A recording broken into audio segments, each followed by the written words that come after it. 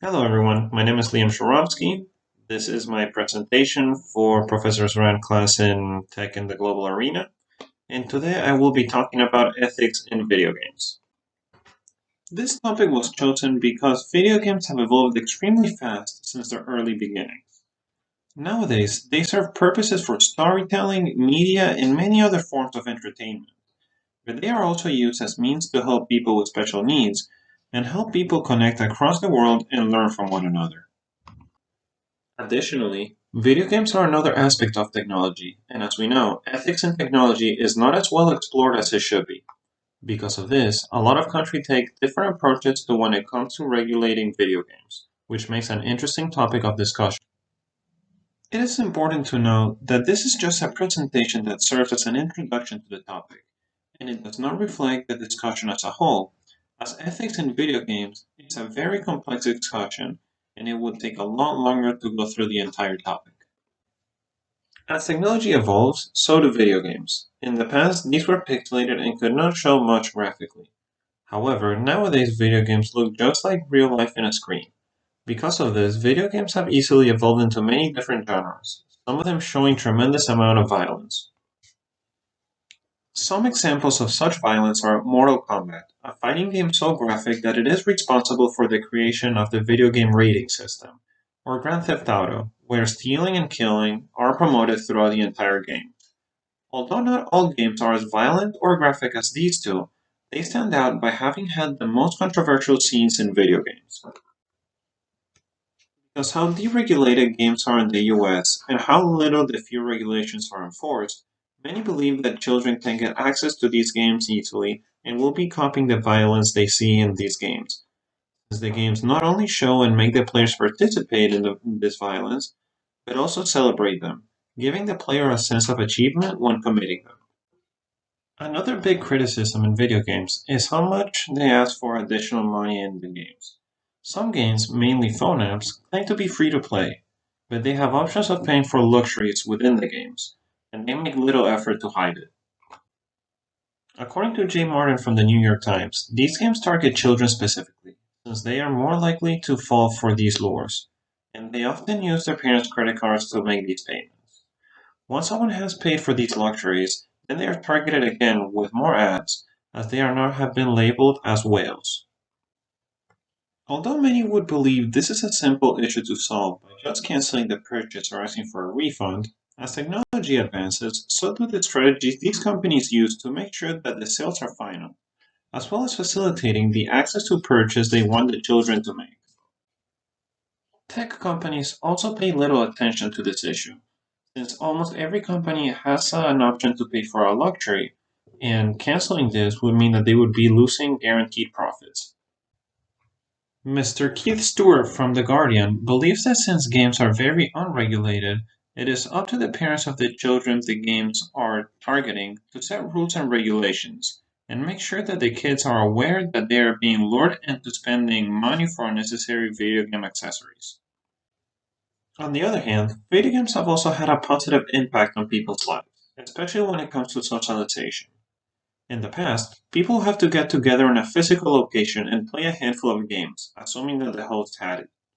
However, with the evolution of the internet and video games, there's a limitless amount of activities a group of people can do, regardless of their physical location.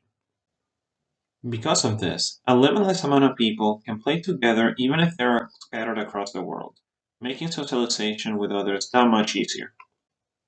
Video games have also helped people on the autism spectrum develop social skills and help them feel comfortable in their space. According to a study, people with autism spectrum disorder, or ASD, have thanked video games for their ability to interact with others, as well as increase their level of self confidence. According to Aaron Fink, the conductor of the study, leisure time is important for the development of speech pathology, which is where video games come in, since it's one of the main activities that teenagers choose to use. With the right game and motivation, teenagers with ASD can develop their social and interaction skills. Because of how quickly technology is advancing, ethical issues not only need to be a priority as a whole, but also subdivided into different aspects of the tech world. There are many examples of different countries dealing with issues in video games. such as Venezuela banning any game that shows violence, or Argentina, where only two games are banned and everything else is good to play. However, today we will be focusing on China and Germany, two countries that have had almost a complete ban on aspects in video games, and one of them ended up deregulating it. China has recently put a highly restrictive regulation on online gaming. Everyone under the age of 18 can only play 3 hours a week online, divided into an hour-long session on Friday, Saturday, and Sunday at most. This comes as a solution to what their government has called an addiction to video games. This isn't the first step that the Chinese government has taken to stop video game culture, as they had already regulated how much children can spend in online games, which go from $28 to $57 depending on their age. This extreme regulation opens the dilemma of how regulating restricts the freedom of people doing what they want to do on their leisure time. On the other side of the regulation spectrum is Germany. Starting in the 1990s, they had started changing all Nazi symbolism in video games to abstract shapes or symbols and changing Hitler's name to the Chancellor as well as shaving his mustache. However, according to the BBC, in 2018, they finally lifted this regulation. Although a bit dated, this is an example of how technology ethics played a role in the deregulation of a form of media. Germany has always had the stance of allowing their history to be shown in order to not make the same mistakes again, but oddly censored video games, which has also evolved into a form of media. Uncensoring video games that show Nazism shows how the German government has acknowledged video games advancement as a form of media, and how, just like movies and pictures, it should be deregulated. These are examples of two different ways of dealing with ethical issues in the global arena. Walton Manor said that we should study computers ethics because of the use of computing ethics creates, and will continue to create, novel ethical issues that require special study. And while one of these countries followed with Manor's writings, the other didn't.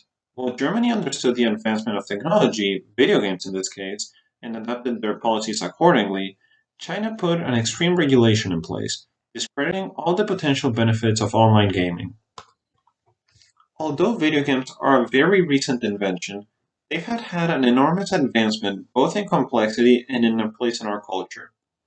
Like any other form of activity, they come with pros and cons, which can be analyzed for days and days.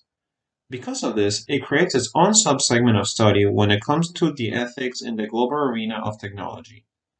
While some countries choose to disregard such study by imposing harsh restrictions or complete deregulations, others study these dilemmas and come to the solutions that better suit their people. And just as video games advance at the speed of our technology, the studying of its ethics should as well. Hello, everyone. My name is Liam Shoromsky. This is my presentation for Professor